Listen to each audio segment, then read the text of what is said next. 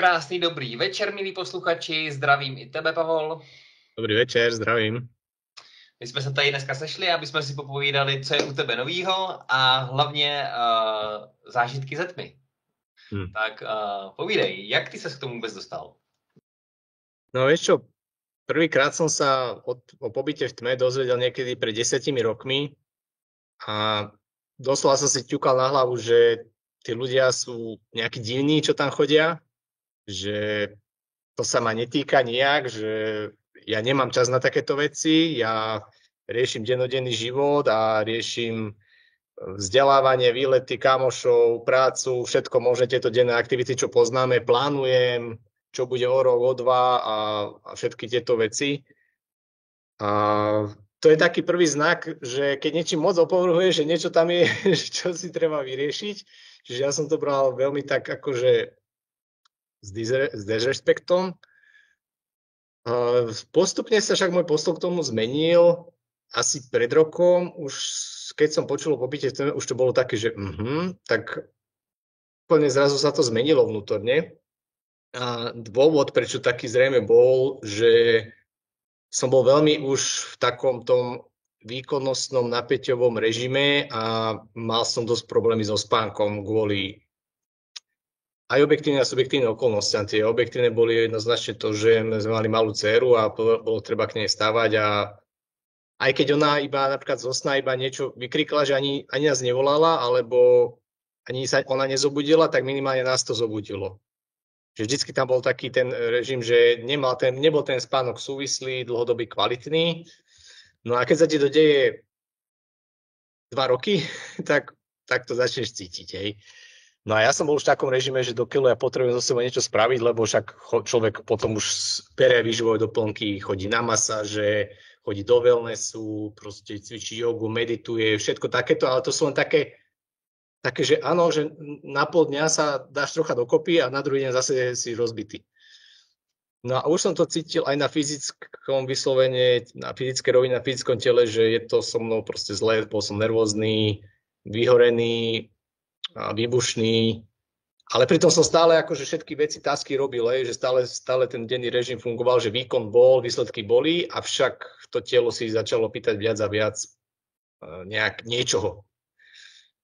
No tak som si raz povedal, že dokeľu, že ja musím ísť do tej tmy, že chcem mať od všetkého pokoj, proste úplne vypnúť, nič neriešiť a ukludniť sa nejako, proste utriediť si veci v hlave, dať sa dokopy.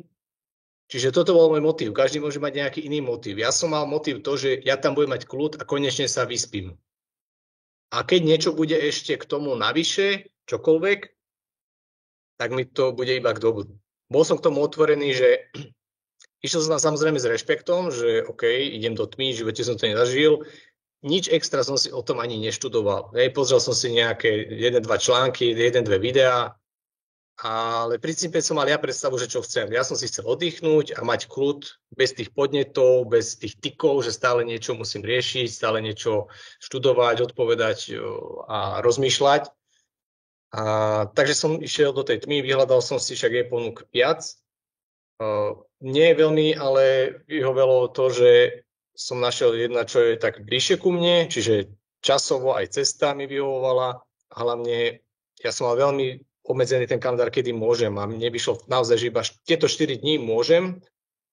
A tak som iba hľadal, že ktoré tieto 4 dní majú kde voľné a našiel som a teda išiel som do toho. Zbuchalo sa to minulý rok v novembri. No a čo je také zaujímavé, že ja som si tam aj zobral určité masážne pomôcky. To je tak eroticky, ale boli to normálne masážne pomôcky, taká masážna pištoľ. Zobral som si tam taký, nemám to tu so sebou, ale zobral som si že si to dáš takto na kríže alebo na šiju a dokáže ťa to masírovať zozadu. Zobral som si tam ten masážny válec, neviem, roller sa to volá, čo fitnessáci používajú, tak ten som zobral som si takú masážnu guličku, takú tvrdú, to som si tam zobral. Zobral som si takéto, to sú normálne skakavky gumené, čo sa deti hrajú so skakavkami, tak to som si zobral na akupresúru nôh, na šlapaje. To som si tam zobral a zobral som si tam, tiež to tu teraz asi nemám po ruke, takéto niečo. To je zase na akupresúru súčokových bodov, rôzne body, čo sú po rukách, proste akupresúrne body. Takže takto som sa vyzbrojil, zobral som si tam svoju konopnú masť, ktorou sa tam budem mastiť, čiže ešte som do takého svojho osobného wellnessu. A veľmi mi to prospelo, pretože som sa s pánkom dohodol, že teda budem mi nosiť jedlo 2-krát za deň, čiže budem mať aj taký polopôst. Prvý deň som mal úplný pôst, potom som mal šťavy a potom som mal teda jedlo tak, že o 10 ráno som mal raňajky a o 4 po obede som mal večeru takú ľahkú. A medzi tým som tam bol proste iba sám so sebou. Čiže mal som taký fasting, dá sa povedať. A otázka je, jak moc do hĺbky mám ísť. Môžem rozprávať všetko možné, čo sa mi tam dialo, alebo až máš nejaké doplňujúce otázky teraz, tak môžeme Já si myslím, že právě teď, když to berem, tak ten celkový rámec si myslím uvedl jakoby pěkně i s tím, jak se vyzbrojil a tak. A je otázka, jestli je potřeba ještě k tomu, dejme tomu období před tím, než si vlastně do té tmy vstoupil, doplnit, anebo právě, že bychom se klidně mohli podívat, jak to vlastně pro tebe bylo tam, protože já jsem si ve tmě ještě nebyl, ale něco jsem si naštudoval, takže pak bych se konkrétně i doptával. No. Pozri, môj motív bol ten, že som bol vyhorený, unavený, zničený, strhaný, proste zle na tom fyzicky a psychicky. Stále som to držal, ale proste ja už som vedel, že musím s tým niečo robiť. Možno by som to takto ešte ťahal niekoľko mesiacov, až by ma hodil o zem, alebo proste niečo by sa mi stalo. Preto som to keby chcel predísť tomu. Niekto môže mať iný motiv, niekto môže mať nejakú krízu vo vzťahu, niekto môže mať krízu v práci, v živote, zmysel života hľadá, alebo nejakú etapu novú začína. Čiže tie motívy môžu byť pre tých rôznych ľudí rôzne. Dôležité, čo si myslím, je, aby tam bolo, že cítia určité volanie. Môže niekto cítiť úplne, že odpor, to znamená, jak ja pred 10 rokmi, to znamená, že si ho tá tma počká, že ešte nie je na to pripravený, ale niečo tam je. Kto k tomu nemá nič, že ho to vôbec nezaujíma, tak ten si myslím, že by tam išiel iba akože zo zvedavosti a asi by ho to tam nebavilo, alebo by mu to nedalo to, čo by možno ani nevedel čo, aby ho to vytlačilo von, že by to ani nedal ten človek. Ale pokiaľ tí ľudia majú nejaké takú sympatiu voči tomu, že niečo vnútri tak cítia také volanie, že asi by im to pomohlo, tak zrejme to aj tak bude. Čiže takto by som tú fázu pred tou tmou označil a mne sa to teda potvrdilo, že to tak bolo, lebo naozaj síce som mal problémy s tým spánkom aj v tej tme, lenže tam som to neriešil, čiže som mohol spať, že aj keď som sa zobudil v noci, tak som to neriešil, lebo tak idem spať ďalej, lebo čo tam iné budem robiť. Čiže naozaj som si tam dokázal oddychnúť, čiže to, čo som potreboval, ten základný stav a to, že si oddychne človek, to som tam dosiahol. Ale to tak väčšinou trvá podľa toho, jak si unavený. Deň, 2, 3, hej? Ale potom už predsa len už sa dospíš a stále máš ešte kopec času, kde môžeš práve pracovať sám so sebou. To, čo odporúčam ostatným a prečo aj ja to mám, prečo som aj ja začal s tým pobytom v tme, že to poskytujem ľuďom, že som si tam vychytal a predstavoval som si proste dodať na nejaký vyšší level. Lebo bežne, neviem, tej starej Indii sa to robilo tak, že oni ťa zamurujú do jaskyne, hej, a tam si, ten jogín tam je a je to také katarzné, hej, že donesú tam maximálne jedlo možno raz za deň, dá sa to aj tak, ale určite to nie je pre ľudí, ktorí sú už zničení so životom, oni to práve potrebujú naopak, že už sú dosť zlikvidovaní fyzicky a psychicky, a že tá tma má byť ako prostriedok, kde sa im pomôže a nie, že ich to ešte viacej zošrotuje.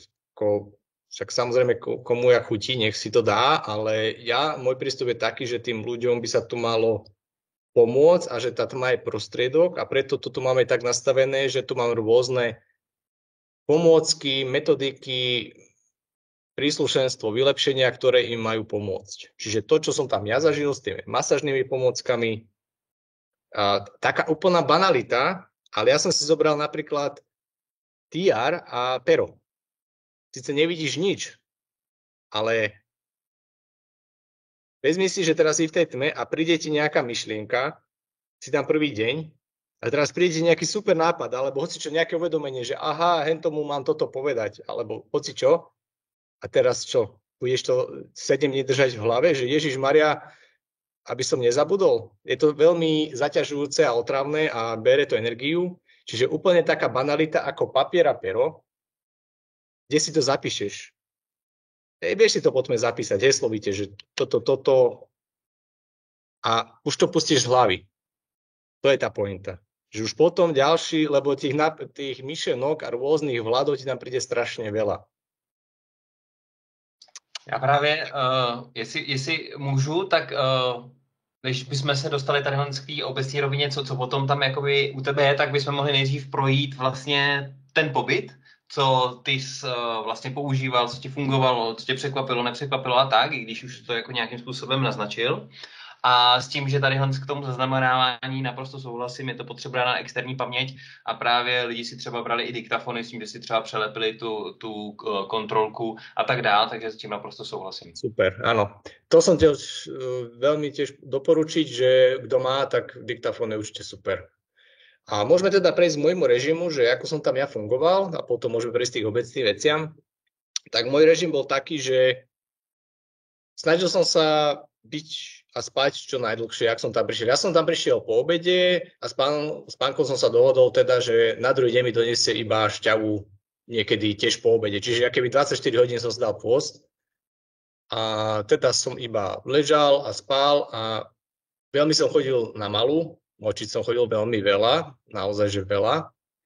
A čo teda už vieme, že keď sa tomu človek venuje, tak vie, že to sú oslabené obličky, že ten yang obličiek je vyšľahaný a sa začínajú regenerovať. A takisto som cítil, že som mal ten vnútorný chlad. A to viem až teraz spätne, keď si to spomínam na to. Ale vlastne tak sa mi to telo začalo dávať dokopy.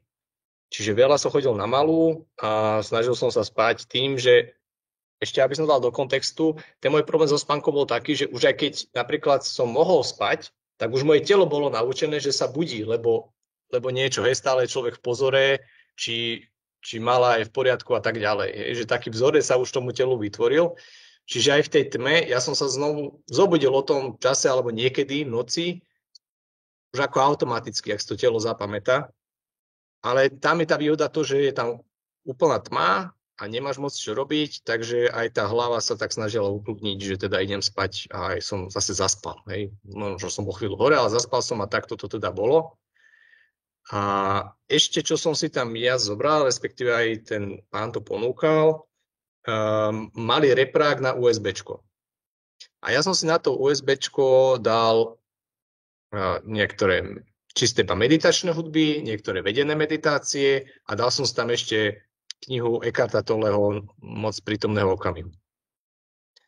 A to je zase kniha, ktorá, keby si ju teraz pustil, alebo v minulosti, keby som si ju pustil, tak pustíš si takto v bežnom živote, bežnom dni, tak ako mňa by strašne tam ten človek vytáčal, mňa by to nasieralo. Hej, že ak tam on rozpráva o to prítomnom okamihu a rôznymi spôsobmi to nám opisuje a ego a ja a ty si není to a tieto veci, všetky tieto omačky. A no proste nevydržal by som to počúvať ani 2 minúty. Avšak tej tme som si uvedomil, že ja to tam všetko zažívam. Že to, čo tam ten človek opisuje, že on opisuje reálne môj stav, aký tam ja mám. A to je 3-hodinová audiokniha a ja som si ju tam vypočul za ten pobyt 3-krát. A veľmi ma to bavilo, veľmi som si to užíval a robil som si tiež po tme tam poznámky, keď nejaké vtipné, niečo tam proste bolo, že čo sadlo buď do toho života, alebo do toho, ako som to mal. Čiže to bola taká tiež veľmi dobrý sprievodca, čo som mal počas toho dňa. Že väčšinou to bolo tak, že ráno som sa zobudil a išiel som nejaké tie automasáže, akupresúry, kde som cítil pnutie, lebo tak človek je tiež stuhnutý, všelijaký ani nevie o tom a tam zrazu máš ten čas. A to mi veľmi dobre ten sprievodca povedal, že ty tu máš ten čas. Ty ho máš, koľko chceš, nikam sa neponáhľaš a je to veľmi oslobodzujúce a veľmi upokojujúce, keď zrazu zistíš, že Ty naozaj nemáš žiadne termíny, žiadne stretnutia, žiadne povinnosti, vyslovene tá hlava je na tom tak, že aj to podvedome ťa vlastne ukludní, že naozaj to tak je. A to je jeden z veľmi príjemných a oslobodzujúcich pocitov v dnešnej dobe, kde stále sme zahltení proste riešením čohokoľvek. Tady k tomu, jestli můžu poznámku, tak určitě ty tvoje poznámky by mě taky zajímaly a myslím si, že to už je takový víc tematický, že do toho teď asi nemusíme jako zabíhat a asi by to možná chtělo nějakou přípravu, ale tyhle ty věci, co ti přijdou zajímavý a co si člověk zapíše, tak to mi přijde jaký přínosný. Vieš čo, ja už to nemám toto pri sebe, ale pamätám si, že som si sny napríklad zapisoval. Že mal som nejaké videnie, nejaké vízie alebo proste sny, tak to som si dával a potom som sa to snažil nad tým proste to riešiť nejakým spôsobom, že čo by to mohlo byť. Alebo boli nejaké nápady, že aj do biznisu, alebo aj do bežného života, aj čo zmeniť, ja neviem, stravu alebo cvičenia, také rôzne takéto jednotlivosti, čo prišli, ale to bola iba banalita, že potom, keď som sa na to pozrel o týždeň, tak už to ani možno nebolo také silné, ako v tom momente, keď niečo sa ti proste v tej hlave utrase a tá mozaika sa ti zloží a zapadne to a už iba tým je to vlastne vybavené. Čo bolo ešte také zaujímavé, že jak som hovoril, že mám ten čas, tak potom som sa dostal do takého stavu, že naozaj som ten čas mal, a veľmi som si to užíval. To znamená, ono to aj Dušek niekde sa mi zdá, že rozprával a vtedy tiež, jak to on rozprával, tak mňa to tiež tak vytačalo, že čo to zase mele proste úplne takú ezo proste chujovinu. Ale tam som to naozaj zažil a veľmi sa mi to páčilo, že jednoducho mal som tam obyčajnú takú iba posteľ, tak tam ležím a teraz si hovorím, že idem sa napiť. A ležal som ďalších 15 minút. Ale si tak už sa napijem. A ešte počkám. Ale to iba tak v hlave som si tak, že úplne, a dobre, tak teraz sa už napijem, že už som sa teda posadil, zobral som tú fľašu, napil som sa a zase som ju držal. Ani som sa nepohol a takto som tam zase sedel ďalších 15 minút s tou fľašou. Že to sú úplne proste. To si ani nemôžeš vlastne dovoliť v dnešnom svete, že niekde takto piť, hej? Lebo však to sa hovorí, že čumíš do blba, hej? Že to tak človek je chvíľu a niečo ťa z toho vyrusí, buď tvoja myseľ, alebo niekto, alebo sa cítiš, že vyzerá, že idiot, tak prestaneš s tým. No a tam vlastne tento stav máš veľmi dlho a veľmi často. A môžeš si to užívať, že naozaj, že dokážeš čumeť do blba, do tej tmy a vlastne postupom času začínaš si uvedomovať, že pozeráš sám do seba. Že sa ti ten vnútorný pohľad začína otvárať, že neriešiš konečne ten vonkajší svet, lebo však naša západná civilizácia je špeciálne na to zameraná, že riešime ten vonkajší svet. A ten náš vnútorný svet buď iba čisto intelektuálne, teoreticko-filozoficky riešime, alebo vôbec. A zrazu teraz sa človek má šancu pozerať sám do seba. Čiže to bolo tiež také uvedomenie, že tým, že pozeráš do toho blba, tak sa ti otvára to tvoje podvedomie a môžeš si to riešiť. Čiže to boli také tie príjemné pocity. Jestli můžu zase, tadyhle to mně přijde, že vlastně jakoby ta mysl potom už nepřekáží tím, že je tam vlastně ten klid a uklidněná vodní hladina, pak se vyjevuje spoustu dalších věcí a je ten prostor se dívat do sebe. Ale co mě přišlo zajímavý i zmínit, kdy vlastně ty už to použil podruhý u toho Duška vlastně, co to zase říká za chujovinu, vím, že to říkáš s nadsázkou, nicméně tadyhle ten myšlenkový pochod prostě probíhá u většiny lidí, i když si to třeba jako nechtějí přiznat a mně přijde, že vlastně z té metodologie je zajímavý se spíš jako zamyslet, sakra, jak on asi musí se dívat na ten svět, když mu to takhle dává smysl, protože pak lépe dokážu navnímat to, co vlastně ty si prožil a krásně jsi to popsal, že vlastně to přece, když tam vidím něco, co mi nedává smysl, tak to je přece velký potenciál zjistit, jako, co tam může být za ten pohled, který jsem doteď neměl a tak, takže... Áno. A presne tak to bolo. A samozrejme, ty to môžeš, takto, jak sme si to povedali, my to vieme teraz teoreticko, filozoficky pochopiť a popísať a povedať si, že áno, je to tak. Ale ešte oveľa iné je to, keď naozaj to máš šancu, že naozaj že je to ono. A to teda tam bolo, takže tomu veľmi ďakujem. No a ešte, čo sa týka tej mysle, keď už sme rozobrali tú myseľ, tak som si všimol, že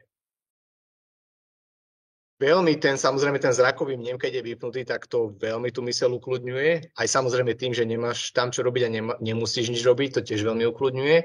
Ale čo som si všimol až tam, že keď som sa najedol a pritom mi pánko veľmi dobre varil, akože tak ľahko a v pohode, ako náhle som sa najedol, tak zrazu mi tá myseľ začala šrotovať viac. Ale tak čisto iba hlavou. Nie, že nejaké hlboké vhľady, ale čisto iba, jak to máme v bežnom živote, že si to nevedomujeme.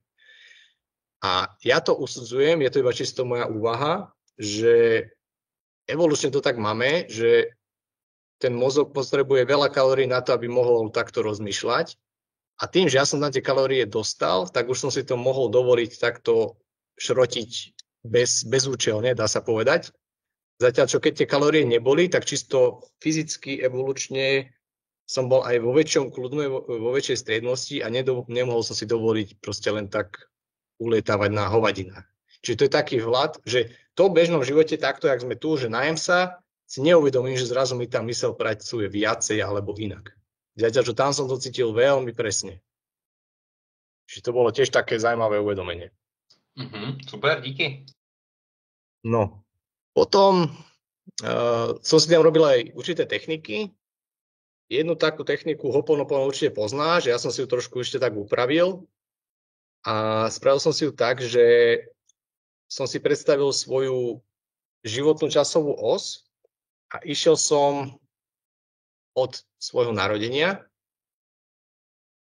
Ako mi dokáže moja vedomá myseľ siahať, alebo aj čo sa mi náhodou vybublalo z podvedomia, čokoľvek, ale išiel som úplne od prvých štádií života a postupne som si prehrával svoj život a stretal som tam ľudí, ktorých som proste zažíval. Samozrejme, vždycky to boli rodinní príslušníci a potom to boli, ja neviem, susedia, tí prví kamaráti nejakí, škola a tak, jak to išlo ďalej.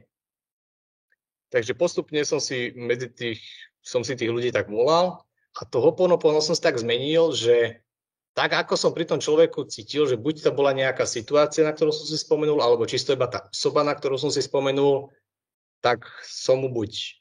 A to samé bolo, to som ja aj neriadil, ale samé to zo mňa išlo, že niekedy to bolo viacej o ďakujem, niekedy to bolo viacej o milujem ťa, niekedy to bolo viacej o prosím, odpusť mi. Alebo niekedy to bolo ospravedlňujem sa, prosím, alebo ešte aj niekedy aj ja som im odpúšťal. Čiže takto som si to trošku upravil a to som si akéby tak opakoval, mantroval, pokedy som cítil, že to tam nie je vyriešené. Čiže kdokoľvek, osoba XY, ďakujem ti. A úplne som to precíťoval, že naozaj ja som bol, neviem, či som vtedy neklačal, alebo bol som v lotosovom sede, alebo v nejakej takej pozícii, že naozaj, že som sa do toho vciťoval, že ozaj som sa do toho vnoril a naozaj som to precíťoval, že keď som ďakoval, tak som ďakoval, keď som prosil odpustenie, tak som prosil odpustenie. Alebo naopak ja, keď som odpúšťal, tak naozaj, že kámo, že dobre, tak toto bolo v pohode, odpúšťam ti a išiel som, bol som v tom, kým som to nemal vyčistené. A takto, keď naozaj máš tam ten čas, tak si vieš naozaj tento život pekne, podrobne prejsť a toto mi napríklad trvalo niekoľko hodín.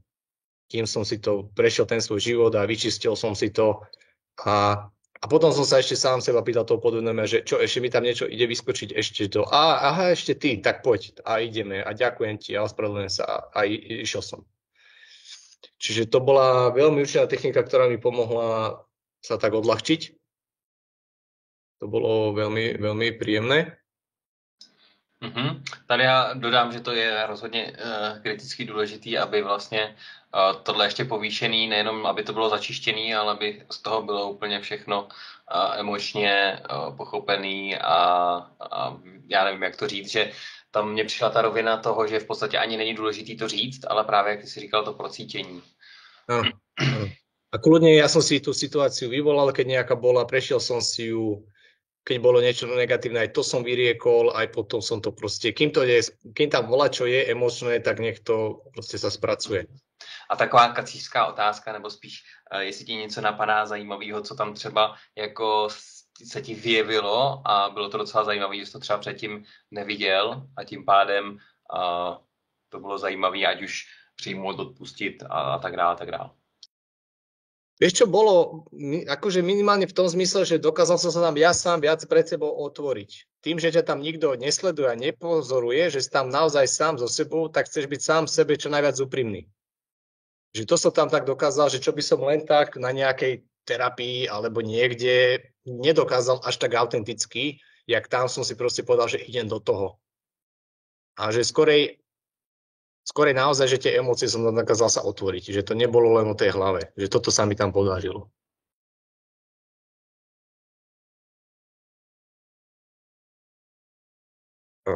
Čo ma sprevádzalo počas pobytu, myslím si, že sa to začalo tak po nejakých 24 hodinách a pokračovalo to počas celého pobytu, bolo, že sa mi zjavovalo svetlo.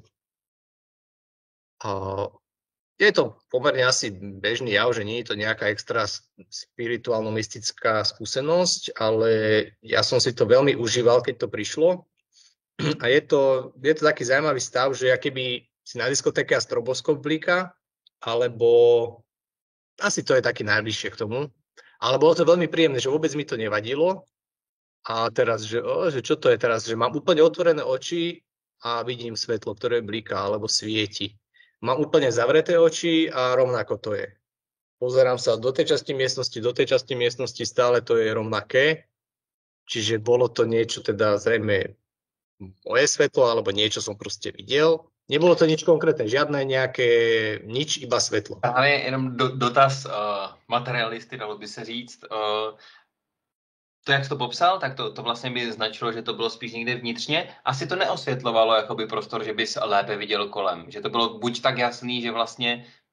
Nie, čisto iba vlastne tým, ja som aj dával si aj ruku pred seba, aj kdekoľvek, stále to bolo rovnaké svetlo a rovnaká tma, nič sa nemenilo. Čiže ako, určite na to sú nejaké vysvetlenia, možno niekde, asi to nie som ani prvý, ani posledný, čo to zažil, takže určite na to asi sú rôzne teórie. Každopádne chcem povedať, že to bolo veľmi príjemné. Niekedy to bolo tak, ako keby zhora a niekedy to bolo, ako keby naozaj zo spodu, znútra to išlo nejako pred moje oči. Ale bolo to veľmi príjemné. Možno, že niekto by sa toho bál, ja neviem. Ale mne to bolo naozaj, že som si to užíval. Trvalo to, ja neviem, 10 minút, potom 2 hodiny to bolo preč, potom zase na 5 minút to prišlo, zase to bolo preč. Nevidel som tam nejakú extra inú súvislosť, iba to, že to prichádzalo, odchádzalo bez nejakej inej príčiny. Tam som nevzpozoroval, že prečo, iba to, že som sa z toho tešil, že wow, že asi som v tom stave tej regenerácie a toho ukludnenia, že som v tom nejakej homeostáze. Čo ešte jediná vec, čo ten môj sprievodca nerobil, a možno, že dobre, že to nerobil, lebo keď máš zlého sprievodcu, tak radšej žiadny sprievodca. Čiže pánko iba prišiel, že ako, ja som povedal, dobre, možno na môjom hlase počul, že som fakt v pohode a už možno zažil tam všelijakých zúfalých ľudí, tak možno, že videl na mne, alebo teda počul skorej, že na tom hlase, že teda nepotrebujem nič, takže ani nejako so mnou nevykecával. Spätne je to ťažko hodnotiť, lebo ja som mal dobrý zážitok z tej tmy. Možno, že keby je tam sprievodca, ktorý mi vie dávať nejaké ešte navádzajúce otázky alebo niečo viacej so mnou rozoberať, že by mi to ešte viacej dalo. Ale zase ten človek je tam tak zraniteľný a tak otvorený, že čokoľvek zase, čo by nebolo vhodné, by asi som mal potom o to horšiu skúsenosť. Čiže ja to hodnotím tak, že takto som si to povedal, že je to v poriadku. A to je taká, samozrejme, taký môj záväzok pre tých ľudí, že mám samozrejme mnoho aj skúseností, aj teda teórie, aj otázok pripravených, čo sa s nimi môžem pýtať. Ale samozrejme, až oni budú chcieť. To tu máme my tak dohodnuté, že vždycky si ten človek povie. Že ja ho ja mu sa snažím čo najviac nechať ho tak, ako on potrebuje a keď on chce, tak vždy sa mi on môže ozvať, keď mu prinesiem to jedlo alebo čo, že treba, alebo sa dohodneme. Čiže mám to tu viac keby tak dohodnuté, aby ten človek mal čo najlepší komfort. Lebo tam som si ten komfort vedel spraviť ja, ale viem si predstaviť, že keby tam je niekto iný, tak by to mohlo byť horšie pre neho. Ale je to fakt, že individuálne. Mm-hmm. Což znamená, že v podstatě si říkal, že po těch 24 hodinách vlastně začalo přicházet to světlo, že celou dobu to bylo příjemný a pattern si tam neviděl, asi předpokládám, to teda probíhalo po celou dobu až do konce, to s tím světlem. A tím pádem vlastně si i zmiňoval, jaký ten rozvrh u tebe se vlastně pohyboval, že tam byla nějaká ta masáž, cvičení, pak ten Eckhart hodně toho spaní a ještě nějaký něco třeba zajímavého, že by tam byl i nějaký jako třeba negativní pocit, nějaký strach, nebo třeba kopnul se z někdy do nohy, nebo do něčeho narazil, nebo takovýhle nějaký věci. Áno, vieš čo, boli tam také, ale ja možno, že tieto veci ani nejako neriešim. Strach nebol, nepamätám si žiaden pocit strachu. Aj keď niečo bolo, že nejaké emócie, tak skôr som povedal, že poďte, že na to som tu. A ja keby hneď som to tak spracoval, že ani nemal som nejaké stavy. Čiže, ale to je možno tiež, že možno ja som taká povaha, že niekto iný by to oveľa inak horšie bral, alebo jak by som to povedal. Ale tak ja som už zažil všelijaké stavy v živote, tak možno aj preto som to tak bral, že v pohode. A čo sa týka tej tmy, tak na to ma upozorňoval sprievodca, že niektorí už sa mu tam stratili, hej, že myslel si, že je niekde, teraz zrazu nevedel, kde je, potom zistil, že je úplne inde, že z toho majú ľudia strachy, ale ja som toto jednak pomerne dobre som sa vedel orientovať a niekedy som sa skôr na tom tak bavil, že som sa na tom tak smial, že myslel som si, že som niekde a zrazu úplne inde som zabočil a zrazu som úplne inde skočil, ale asi po takých 2 dňoch už som to mal tak vyratané a tak okrokované, že presne som vedel, že teraz som pri posteli, tu si láhnem, že tu som si položil fľašu. Veľmi dôležité vedieť, že kde si čo človek položí, lebo proste potom to budeš hľadať, alebo už to ani nenájdeš. A tým, že ja som mal tam veľa tých pomôcok, tak som si presne povedal, že na tomto mieste vždycky nájdem, neviem, tú masážnu guličku. A vždycky tam budem mať. Tuto budem mať mastičku, keď sa budem chcieť namastiť. Takto som to mal na tých svojich miestach a tým pádom som to vedel nájsť.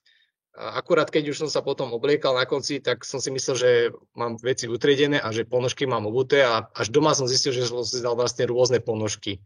Ale to je len taká somarina, hej.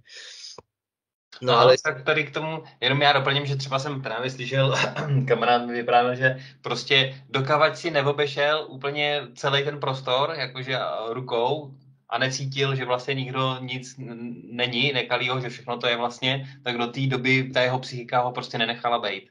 Tak to mi přišlo zajímavý, že v podstatě ty, jestli jsem to dobře pochopil, tak si neevidoval něco, co by vlastně tě takhle donutilo dělat takovýhle věci, že bys to nedokázal jakoby zlomit, že by se to nemuselo stát, protože to si myslím, že ten trénink, jo? Že vlastně to, že ten člověk furt tohle dělal a nevyzkoušel si ani jednou to neudělat, nebo co já bych možná zkoušel teď zase, abych to nemíchal, a ten princip, tady se snažíme poukázat.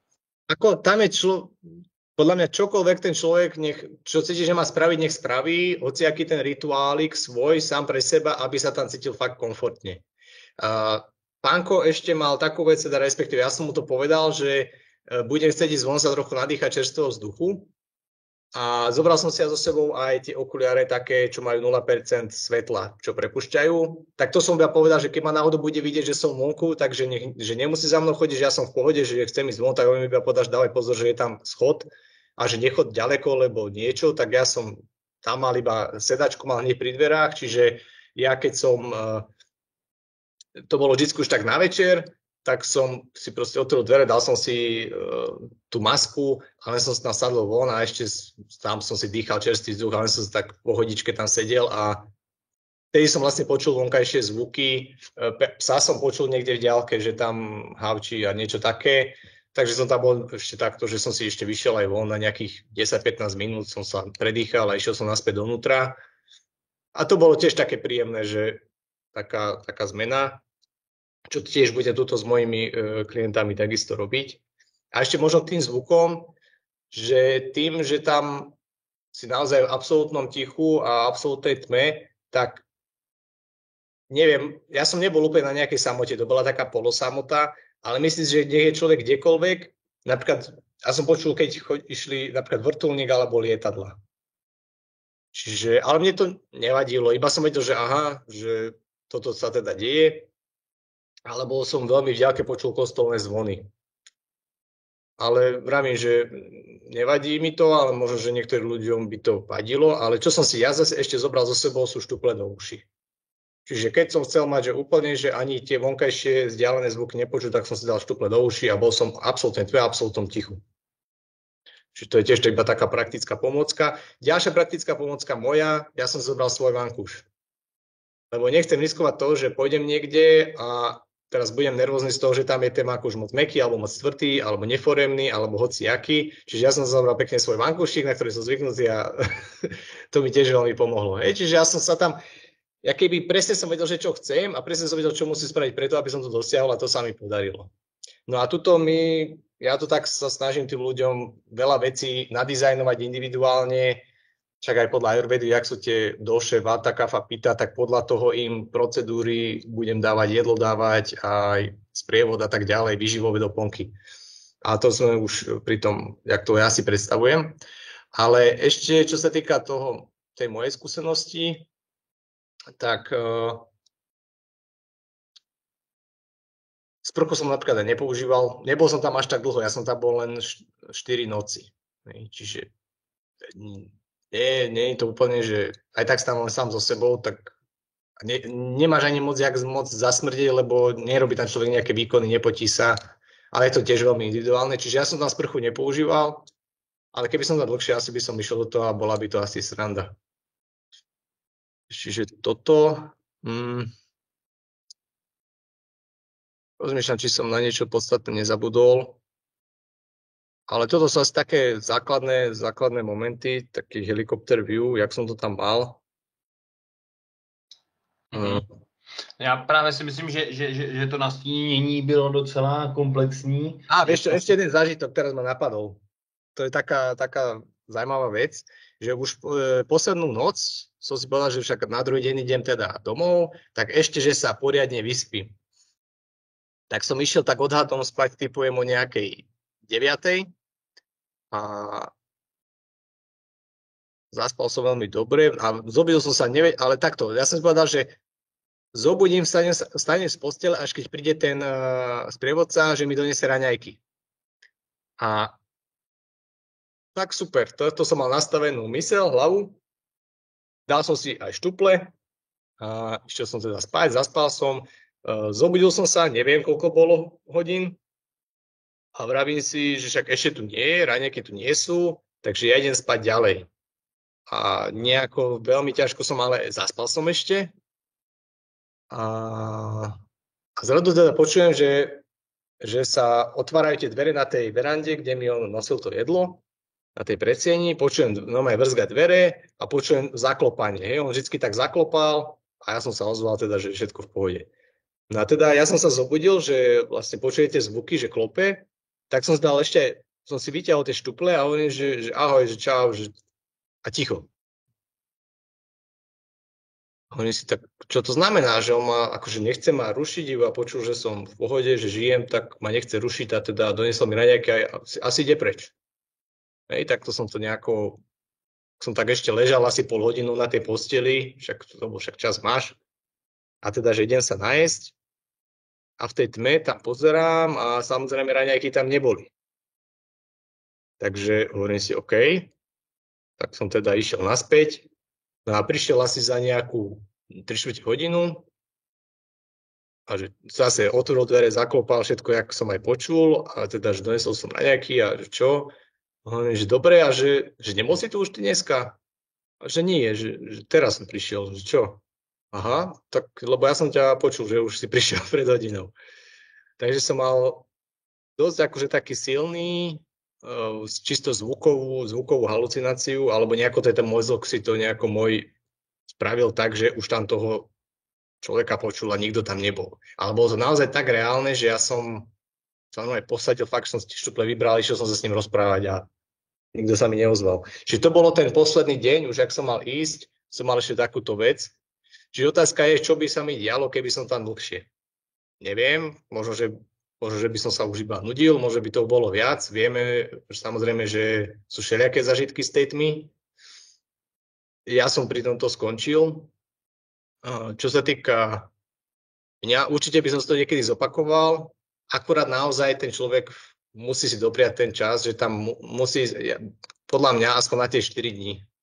To je minimum. Ideálne je asi ten týždeň, potom viacej už je to fakt taká jogínska púť.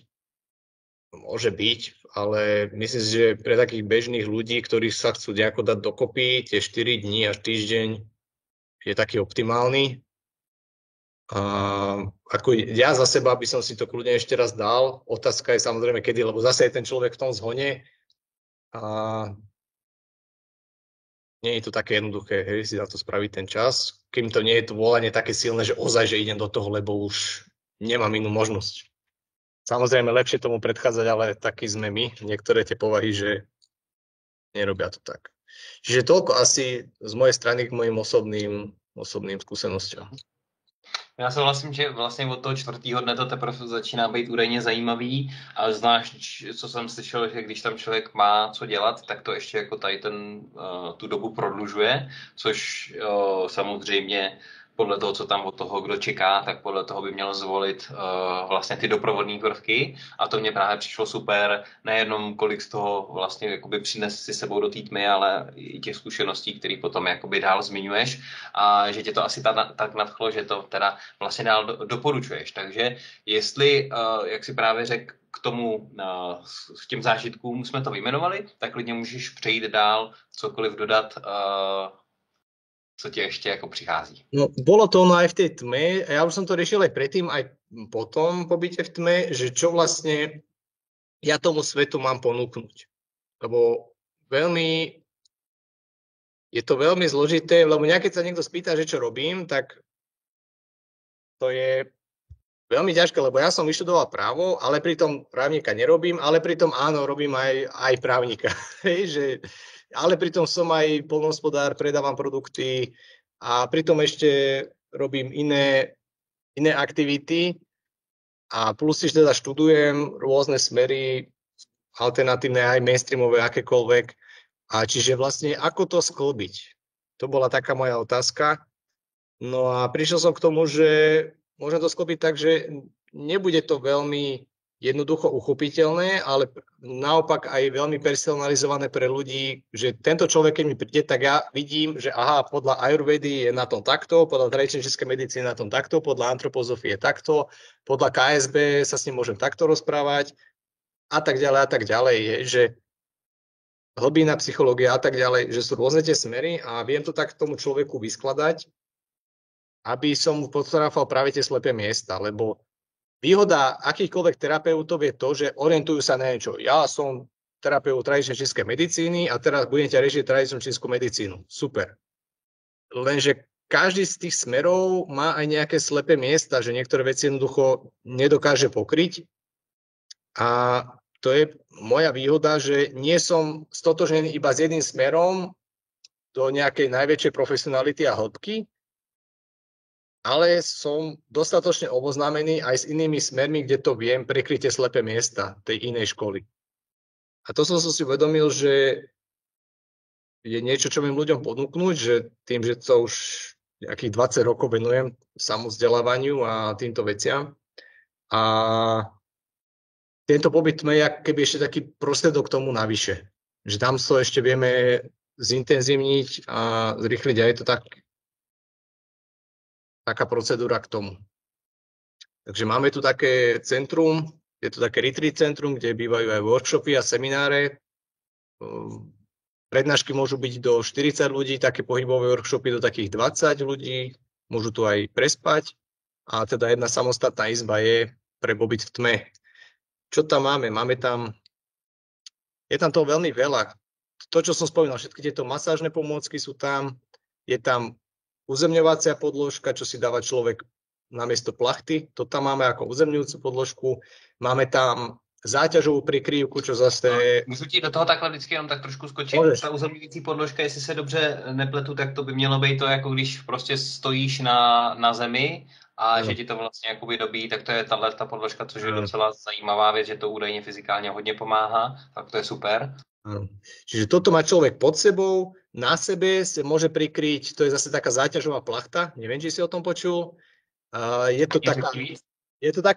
to taká plachta, taký paplón, ktorý keď je proste ťažký. Hej?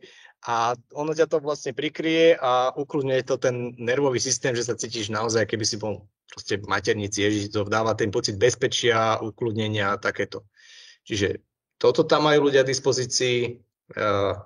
Shaktimat, ak poznáš, to je taká tá pichlavá podložka, taká fakírska, tak to je takisto zase na upokojenie nervového systému, keď to prežiješ tú prvotnú bolesť, tak takisto zlepšuje to spánok, regeneruje telo, blablabla. Mám to všetko na stránke a popísané, takže tu nebudem robiť samostatné prednášky.